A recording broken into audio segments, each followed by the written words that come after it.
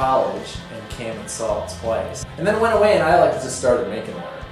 I thought it was great. It was really fun. Before you were in the ensemble, you worked on Picked Up with us. Yeah, and Full Returns to this Full, Chair. that was amazing. Very Christmas. They are Neo-Futurists Christmas show. You were in that? I volunteered here, and before volunteering, I'd seen the show a few times. I saw the show first a year ago, and I was like, I didn't know you could do this. Well, I'll just say, I remember Steve Mosqueda in it, and I remember him yelling at the audience, and I was like, don't yell at me. You know, over the years I've heard people, they see the show once and they have an immediate visceral reaction to it. Like, this is home.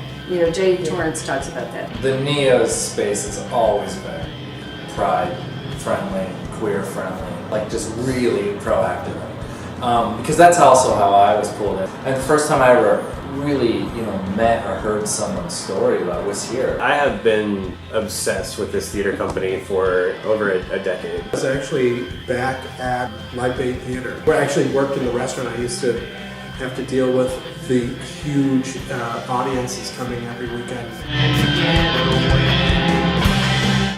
There used to be so much more rigmarole before you could actually take your seat in the theater. And then we were starting to show the toilet overflowed, and it was just all the way down the stairs. Welcome to the show. You waited in the state park for an hour and had brownies and coffee and played games. And then you got your name tag, and after you rolled, you got your name tag, and then you came in here and you had to be interviewed. As a fan, you have a tremendous amount of ownership over the space.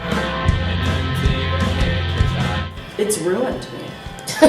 In a good way. I took a personality test before I got into this ensemble, and That was your bio. it basically said, don't do this. It treats you very seriously. It's just your own life out there that it really is. There's a lot of respect. I mean, I know I became the better writer.